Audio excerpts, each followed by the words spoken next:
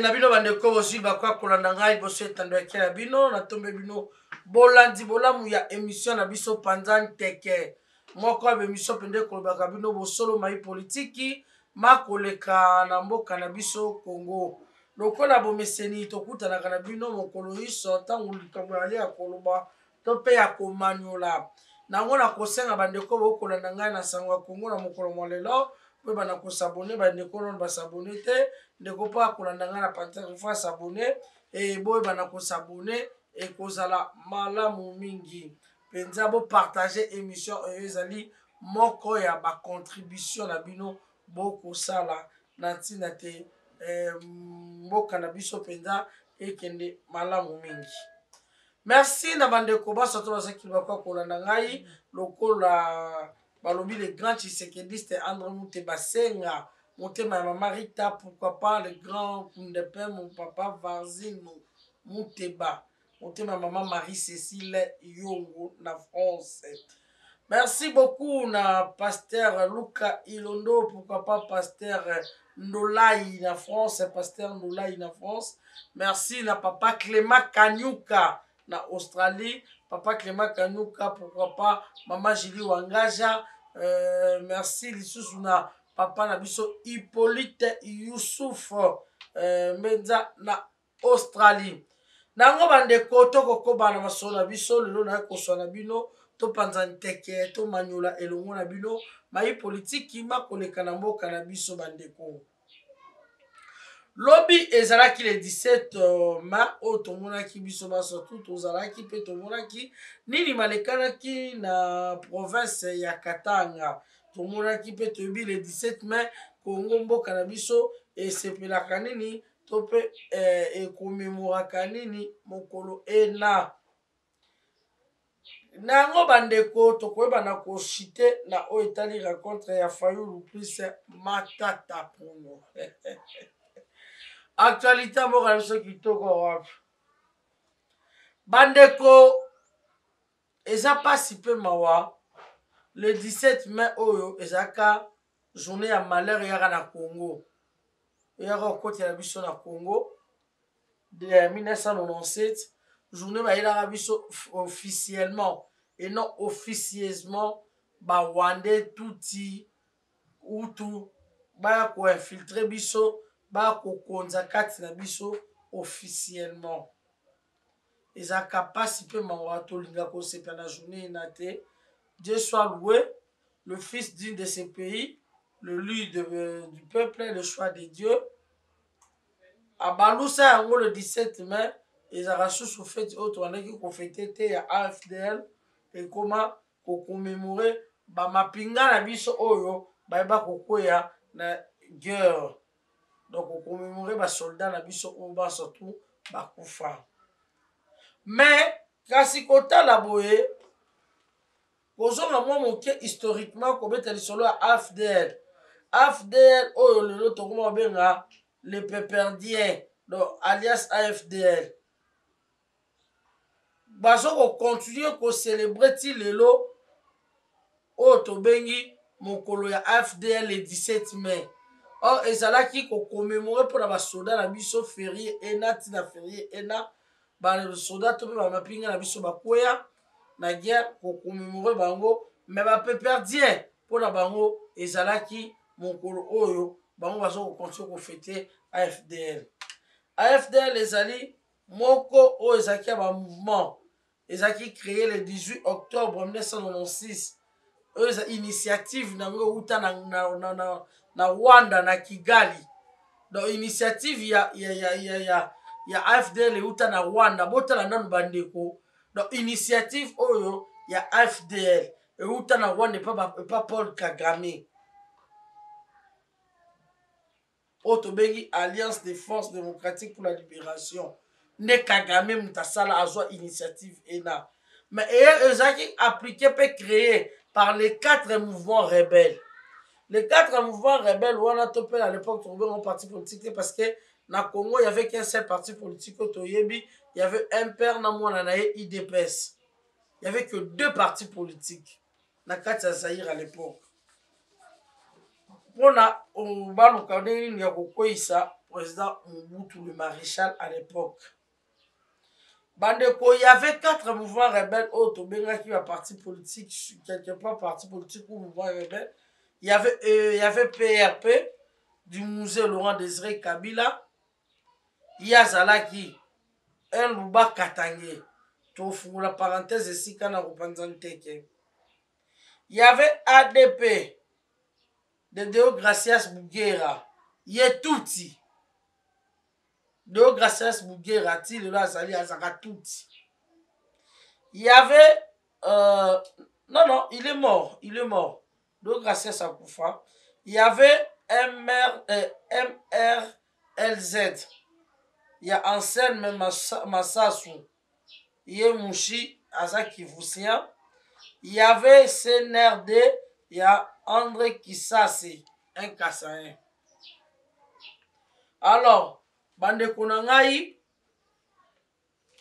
ces 4 partis politiques, Otobengi groupe mouvement, qui ont créé un émirat. Dans l'émirat, pardon, qui ont ça la partie politique Otobengi AFDL, Alliance des forces démocratiques pour la libération. Ndele Boye, un peu plus tard, Ebongoni ezui na kombo ya PPRD. Bande Konangai, PPRD, Otobenga FCC, na kati donc alliance ya ba parti ebele koma plateforme etc. Tokofongola mokolo yango ezali koya bande ko basosola tofongola topandi kaka moi Thérèse Mounke wana poto mekana nokutali sabesika FDL et uta tope to bengi na poto pardon le PPRD sika PPRD et uta. Mais kasi kotala mokolo ya lobi pourquoi na fongoli na simi poana mokolo malobe zaki rencontre ou réconciliation yaba Katange bandeko na ngai esikana nazo komela tele na koza mokuse mingi na panzanteke réconciliation yaba Katange tous les Katangais le notable Katangais convoqué pour basala la réconciliation bandeko toza ba dupte toza pe bakizengi te toza pe bato mitu esalaka quand même. Et si kanini Katange bayokana kite pour passer la réconciliation babundela ki esikani bandeko to sosola les Katange babundi esikani to babebani esikani entre eux ezate mais baluki ba réconcilier bango pas ba évêque. Est-ce que ezalaki réconciliation ya solo tope ezaki mabongi mususu na sena parce que na kati wana tomoni famille ya Kanambe Hippolyte Kanambe Kazemire be famille na yo tomeki dada azalaki wana na kati toye komona nani otobengi Ziggy Soriano un Zambien israélien grec nyonso tout kaka ye pas na kati. Est-ce que ce sont des Katangais? Bandeko so ba Katangais botika kopesa baninga pasi na mitema. Botika kopesa baninga pasi na motema. Eloko oyo boko sala toza bana mikete toza babololete tozo komona toyebi nino bongo passer en action. Pourquoi pas ces évêques tango yayi va dispute ko bome kota ki awa entre les Luba et les Katangais a sala ki réconciliation na te pona ni akengo lukaka ba Katangais pourquoi. Et puis les Katangais oh bozo benga ba véritable Katangais c'était pas de véritables Katangais oh bazaki wana le sikaena. Toutes vos manigances tozo koyeba yango bandeko. Ezo pesa pasi pe soni pe mawa kota la ba notable. On dit lorsqu'on dit notable. Eza kitoko te bandeko na ngai.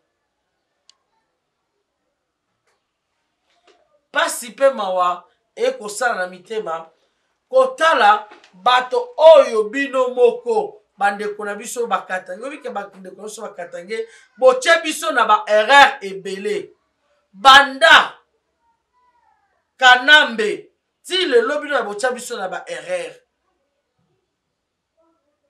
kaka bino boyebisa biso ke topesa biso topesa Hippolyte Kanambe Kasemberebe kombo ya Joseph Kabila kaka bino moko lelo nokena bino na malame na douceur pona kolese mama Katika Bedite mama Katika Bedi na sengi pardon mama Katika Bedi mardi Moussasa na sengi pardon olimbisa parce que ozaki bena mécontente ndenge na baki na kozongisela Loire na président na ye limbisa ngai na sengi bolimbisi epa na yo na kosenga te bandeko batia biso fete oyo tolanda nano lolenge nini bango moko bazalaki gouverneur aza koavouer que ye mutu apesaki kombo ya Kabila Joseph Kabila et à l'époque azalaki mpe Joseph Kabila Kabange te azalaki Joseph Kabila tolanda nano fete le surnom de Kabange, il est venu d'où? Quand il nous a dit qu'il était jumeau, et qu'on lui a dit ici chez nous, c'est Yungu et Kabange, vous êtes pris, il était Kabange. Vous pouvez vérifier tout ça. Vous pouvez vérifier aussi que les documents de Joseph Kabila signés à l'époque, il n'y avait pas Kabange. Il y avait quoi? Joseph Kabila. Donc je vous dis pourquoi j'ai été nommé. Je vous dis que j'avais une mission ici de créer avec tous les Katangais la paternité de Joseph. Et ça, c'est une mission que j'ai réussi. Il n'y avait pas d'argent ici, il y avait la guerre. La deuxième mission, c'était une mission sécuritaire. Donc, je le dis, c'est à la télévision. Et si quelqu'un peut me contredire, ou Joseph lui-même, il peut le faire. Mais il m'a donné comme mission, la première mission. Ici à Kinshasa, on dit que je suis rwandais, je suis burundais. Et je voudrais vraiment naître au Canada. Et c'est ce que j'ai fait. J'ai créé avec mes vice-gouverneurs, avec tout le monde, les Mouyèges et compagnie, les Ronds, les Louba, Coupon. On donne à Joseph son patelin. Ça a été réussi. Vous pouvez le vérifier, même peut-être s'il ne le dit pas. Je crois qu'il le sait. Voilà de retour sur ce plateau, bande Koboti Kolanda Binomoko, Lolenge Kani, gouverneur, azaki gouverneur, akoloba ndenge ni bapesa kombo ya Kabange. Ndenge ni bapesa kombo ya Kabange. Ye moko akosenga bacha baluka ba situé. Donc ça veut dire il n'est pas des nôtres. Mais au comment la famille na ye, bakota ki na kati ya réconciliation ya bakatangi. Kokamwa bevek oyo basalisi eloko ena tandis que batu bandongwana kezaki baluba tope bakatange tongona kate evek moko te abengaki na kimia azaki te kokamwa bandeko na nga pona nini pe koluka nini réconciliation wana babundi te baswani te basali réconciliation pourquoi yangi sous roche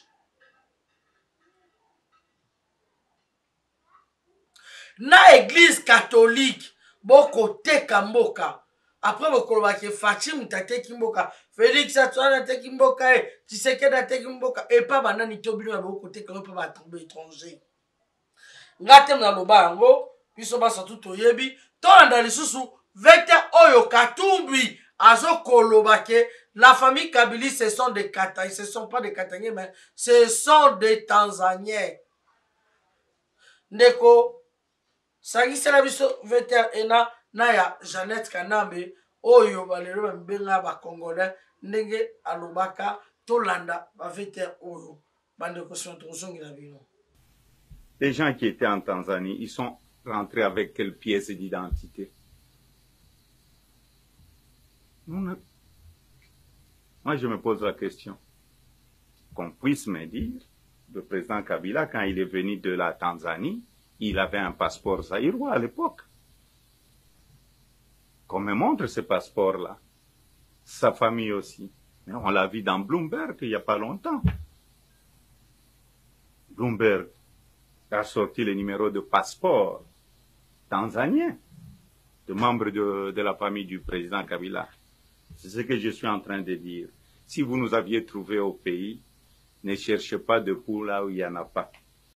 Les jeunes qui terminent leurs études secondaires et les autres peuvent être appelés à servir la nation pendant 3 mois ou plus pour, dans des centres, disons, de service national, avant d'entamer leurs études universitaires. Honorable Présidente, je vous parle d'une expérience vécue en Tanzanie pendant une année qui m'a forgé personnellement parce qu'on était appelé à servir la nation dans le service national en Tanzanie avant d'entamer notre études universitaires. Et voilà, de retour sur ce plateau, merci beaucoup. Boti kolanda ndenge pela oyo Katumbi Soriano yemoko l'homme à 5 nationalités aza ko accusé clairement que ce sont des Tanzaniens. Et Jeannette Kanambe lui-même, elle-même l'a avoué que ce sont des Tanzaniens. Mais ce qu'on a réconcilié sur la Katangé, bango bakenaki kosala nini parce que ce ne sont pas des Katangé. Bakatangé babundi wapi bandeko. Bakatangé baswani esika nini. Bakatangé babebani esika nini. Pour ba réconcilier bango pa bevek. To ezali bazali koluka stratégie nini oyo bakatange bakobimisa moto tobengi nani candidat commun o katanga kobimisa ngana kopanza nteke bomba mabe na kopanza nteke évêque monseigneur Ambongo yo linga mbongo kenda kutu ko adorer na famille Kabila na kati kinga kati ndeko tshela biso nu veter oyo na sima tozonga tozonga na bato bakotambola mabe bolimbisanga maître Walter Walichimanga po akoloba bosolo. Au terme de cette visite, je dois dire, je suis très fier de ce que notre fille est en train de faire avec son mari, notre président Joseph Kabila. Il est aujourd'hui président honoraire, mais il reste président. Le titre on porte toujours. Cette main puisse continuer à vous soutenir, à vous protéger et à vous donner des idées nouvelles pour porter en avant cette œuvre. Merci de tout cœur pour ce que vous faites ici. Au-delà de mon admiration, c'est aussi ma ferme résolution, mon ferme engagement de continuer à vous soutenir dans tout ce que vous faites de par mes prières. Amen. Et vous savez qu'à tout moment, vous pouvez, toi et ton mari, vous appuyer sur le cardinal. Il est là, c'est aussi pour vous accompagner, pour vous soutenir, afin que tout ce que vous êtes en train de faire, vous avez déjà commencé il y a 20 ans, mais vous êtes encore trop jeune, vous pouvez encore faire plus que 30 ans. Donc, que cela puisse aller de l'avant, porter de fruits pour la plus grande sérénité de notre peuple. De retour sur ce plateau, merci beaucoup. Boti Kolanda alobi na bango, bazana nubilenge va compter sérieux, va compter après si bango sous 30 ans. 30 ans na mboka banani monseigneur. 30 ans na mboka banani. Quand on a Congo na biso, tu es la première personne à reganga ke infiltration. Tu es la première personne à reganga ke occupation. Mais occupation infiltration oyo batozo opesa 30 ans. Yo yebite ke Kanambe c'est un Rwandais. O yebite ke Kanambe c'est un Tanzanien, monseigneur Ambongo. Likolo ya Mbongo. Ah, Yudasie. Jida pas aka apôtre ya Yesu. Yo posa apôtre ya Yesu. Donc, il y a un rôle dans la porte aux Jida. Tu as vendu le pays. Likolo ya Mbongo. Je regrette. Heureuse mémoire ici, car Monseigneur Cardinal. Oya Zaka Kozaloko sauté le kola yo. Monseigneur Mosengo, il n'a jamais été le koso le kola yo ambongo. Il faut qu'on te le dise de vérité. Parce que aux autres va vie na biso soto chango en otage. Likolo ya poche dans likolo ya jeep. Olota jeep kala. Vanité de vanité. Yo so mona nani eza mosala nzambe nani ata papa. Nani oyo moni na mokili sa kufa batia na kata jeep. Tondane sa kufa bato atonga ba immeuble batia na kata ba immeuble. Mais aux autres sacrifier mboka mobimba. En tout cas, franchement, je suis obligé de dire la vérité parce que ce n'est que la vérité ne sauve Mboka. Si on te dit ma vérité, en tout cas, désolé, moi je m'en tape. Il faut que je me donne ma vérité.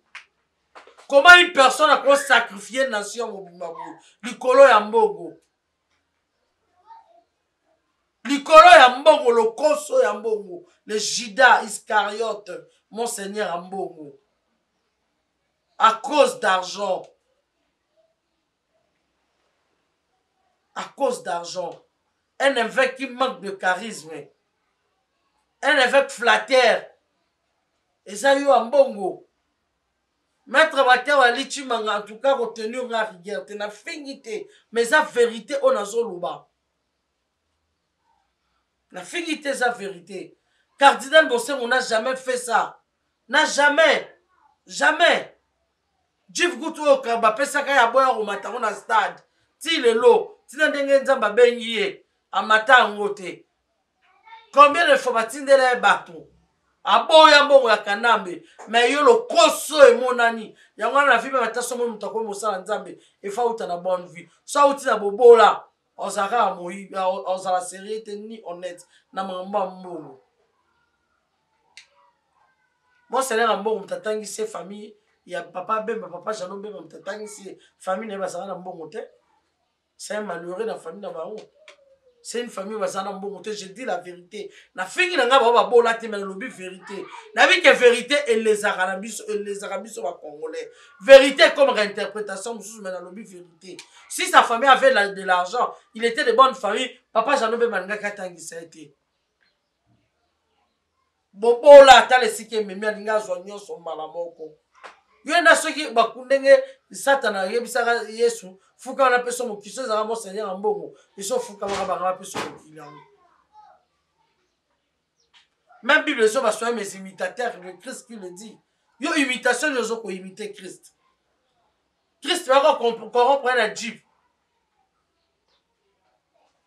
Ils a pas si personne. Les évêques Ambongo ngana so ba Ambongo les évêques balou bana bakatangé ba beba na bo réconcilier bango te mais réconciliation ni lobi no saki mukola lobi to bozo luka candidat comme au katanga obimisa mais attendez mes frères et sœurs katangé le Congo ne vous appartient pas ya bino moko hein? Le Congo ne vous appartient pas bozana pour déstabiliser pouvoir ya biso ba congolais pouvoir afacher ça ba congolais et ça il y a étranger te Fachi c'est notre frère, Fachi c'est notre sang. Si même aujourd'hui, tozong asima, les Katangé au bozobe tatolo, na komo ya kanambe, o ya trahissa biso ba congolais, Mouzé le père, azaka un louba Katangé. Azaka un louba Katangé.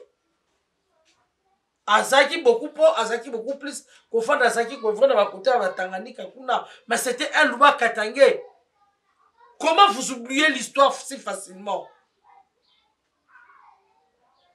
Et là, vous avez un Tanzanien, vous connaissez Katangé, vous avez un Zambien juif, vous connaissez Katangé, pour Aluka, pour nuire na Congo Mobimba. Mais attendez, na pouvoir, na gouvernement, qui est le premier ministre? Ce n'est pas un Katangé. Pourquoi vous collingara à handicapé pouvoir Yafati? Pourquoi Bokolukara Rabotia pouvoir oyo mal à l'aise? Pourquoi Bokolingara Abolukabo Songisa des infiltrés et autobégi des étrangers à la tête de ces pays? Pourquoi? Vous n'êtes pas seul dans le Congo. Il y a aussi les Luba, il y a aussi les Bangala Biso Tozali. Il y en a beaucoup, les Tétés, il y en a Batoubaze Belé. Nakata Congo, Bandundu Bazali, Baba Congo Bazali, Bozara Rabino Mokote. Hein? Non seulement bino bakivusien bazali, batamanie mape bazali. Pourquoi kakabino? Vous n'êtes pas des estrats. Vous n'êtes pas des extra congolais. Non, détrompez-vous. C'est lui. Oyo Akolinga a balkanisé Congo. Le Congo ne vous appartient pas. Je le jure. Na komba ba koko na biso nyonso tu ba kende a tribu o ya ba tribu na biso nyonso. Cette personne a rokuta na bokoko na nzela, a rokuta na bona nzambe na bokoko na nzela na ye. Et cette personne a causé un kimia. Le Congo ne vous appartient pas. Comment est-ce possible? Comment est-ce possible? Bosala qui est bosala qui dit pour rassembler les deux tribus qui va bomana. Bosala le côté, mais le réconciliation. Bobunde les sikani, bosala les sikani. Tout ça pas la miquette pour du peu biso. Nous ne sommes pas des imbéciles.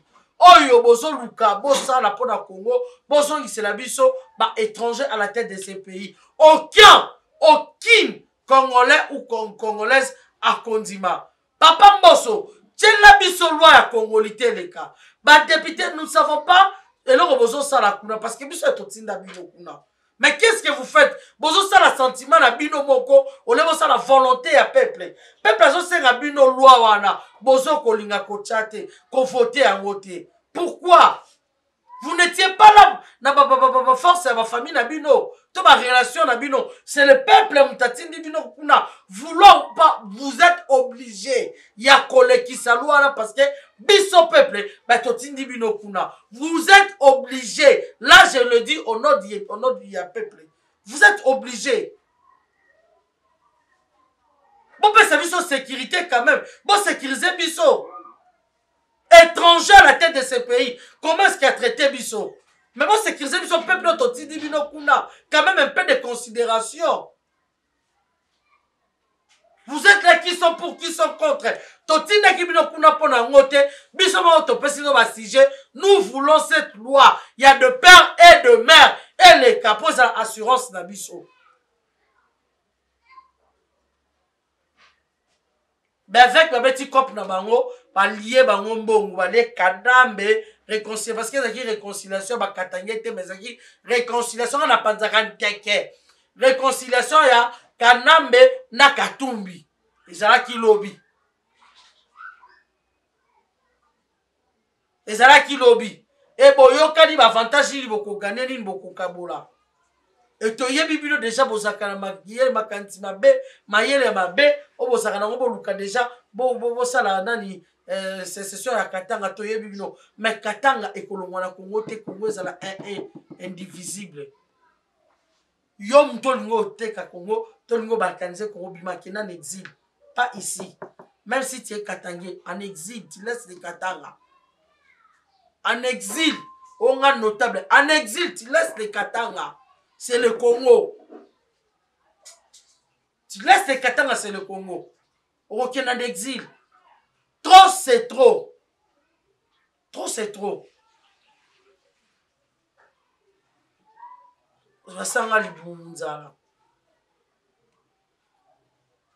Ça passe, hein? Ça passe. Il y a un raisonnablement, Seigneur, Moussé, Makasi. Le seul on a yeba cardinal oh abunda aboya corruption lokola ya zalati. Combien de bateaux ba corrompre même ata Jeep ba pesa Jeep ba sabondao. Mais ceux qui ont bon réclamer Jeep musuba ba kisao. Dans chaque nouveau modèle à Jeep au CPA na review otanga ya mi tukato au monde CPDisio au créer problème pour ba lukaba sombelo ango. Chaque nouveau modèle va lukaba sombelo. Mais c'est nga ba pesa au type de lobby en donc créer la population ton nation on pas problème. En tout cas, bon limbisanga il va congolais et belé on a vu qu'il na tout qui le mettait mais na tout quitter sa vérité parce que mon Seigneur a bon a pengu si ba croyant et belé na quatre église a pengu si et belé bande ko nazana ngoma mingi te na nda ke ko chité to so point o ya mi balé rencontre ya faru na matata pour nous. Non, le ebele tenara na motuna moko. La muka osara na député moko. Oto bengi Ados Ndombasi. Ados Ndombasi. botiela ngai veter ya Dos Ndombasi na nsima nazongela ye. Mesdames et messieurs, je suis Ados Ndombasi, député national de la République démocratique du Congo. Nous sommes dans une enquête parlementaire ici, bien sûr, à Bukangaloti. Ce qui se passe, on peut le dire que c'est un sabotage d'État. Le gouvernement congolais a refusé de donner des moyens financiers à l'équipe de Bukangalonzo pour récolter le maïs. Regardez ce qui se passe maintenant. Nous sommes en train de perdre du maïs. Regardez. Nous sommes en train de perdre du maïs. Pour la République démocratique du Congo est en train de perdre du maïs. Voilà. C'est du maïs que nous sommes en train de perdre. Donc toute cette partie ici, c'est que du maïs que la République démocratique du Congo est en train de perdre. Parce qu'il y a certains individus qui ont décidé de ne pas donner les moyens financiers pour qu'on moissonne le maïs à temps. Et il y en a certains responsables qui auraient dit que ceux qui bloquent la Europola et pour la Nango. Je suis choqué dans un pays comme le Congo, où il y a 80% de la population congolaise qui est affamée, de voir aujourd'hui à Bukangalonzo tout le maïs que nous sommes en train de perdre. C'est un scandale, c'est un sabotage. J'en suis choqué. Bande Koboti Kolanda Veter, il y a Ados Ndombasi honorable à Salimoko député Lamuka, le seul et l'unique. Il y a Lamuka Yohana. Ozoko Tuka, Matata Ponyo. Même tout na nga sali lelo bokangami na Matata Ponyo. Dossier Bukangalonzo Kolobate Kolobate. Dossier Bukangalonzo honorable Ados Ndombasi. Où sont tes valeurs? Et qui wapi? Parce que, Barbara, dis-moi qui tu fréquentes, je te dirai qui tu es. Tu fréquentes qui? Qui est votre associé? Qui est-ce que votre allié? Allié Nabino Nani Yona président dans Martin Fayou. Bozo fréquenter Nani. Un voleur à Bukangalonzo, Bino peut vous voleur? Nasuki Nabino Ana. Vous fréquentez Ndokyo commune Noki. Vous fréquentez Moïbi Moïbi. Naïba que un homme de valeur. Mais désolé, dommage. Sorry, tant pis. Bye, Nabino. Merci, tout est bien qui finit bien. La combinaison commençons la biso. Merci na papa la biso. Lumba la Chunda dans Londres. Papa Lumba la Chunda dans Londres. Maman Julie Wangaja. Pourquoi pas? Maman Esther Kakenga na Australie. Papa Hippolyte Youssouf Ouma. Maître Walter Wali Chimanga Motema. Maman Anne Katoba. Merci na Pasteur Ndolai na France. Maman Katika Bedi na Sengi, pardon. Maman Katika Bedi, pardon. Merci na Sugar Freeman. Sugar Freeman. Et si ka Ozali, pourquoi pas. Couple Ngoma, couple Fioti Ngoma. Babi, Mado la patrona, monté, mais ya papa Fioti Ngoma. Et si ka Ozali. Maman Odito Mireille, na France, pourquoi pas président Augustin Moukamba, monté, ma maman Justine. Merci beaucoup na papa Jean-Marie Chibangu na ndeko tosuki awango na biso penza et pakati mbango penza makasi koleka et santé ko déranger malgré tout ça l'effort na sali pende fort santé na ngeza bien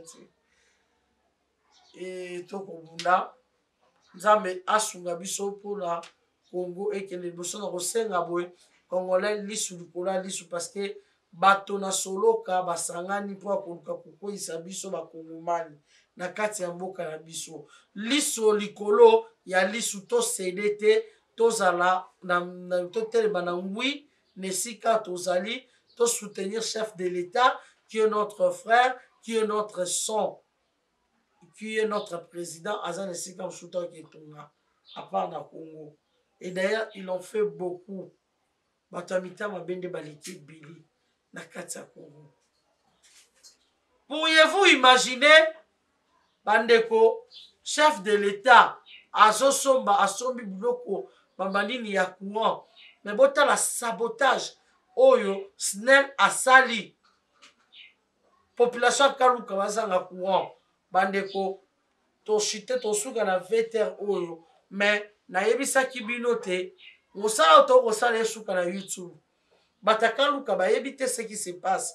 ke babombi babiloko na bango eleki na YouTube bango baza na bachaîne ebele ntango bakoleka bachaîne na bango balokuta ale bato population eyoki etie na mitu tosengi noko ya $300 apamba tos espace mais ti lelo ata moto apesa 1 franc azala te personne apesa 100 franc na ye mpo tos espace aloba azala te mais tozobunda des fois nous-mêmes on se sacrifie okala mosusu grand frère nanga se boutique oyo atindeli nga $50 na melataji papa nanga André Mouté batindeli nga des fois je me sacrifie na bi prix ya kabelo te ole baninga nde basomaka belo non je me sacrifie non ça avec émission pour la nation je me sacrifie eza mwa moke na nga wana na tiango mpo na mboka pourquoi pas ndeko yo oza nango ata mibale moko misato tobunda tosangisa mpo tosauve mboka na biso je me sacrifie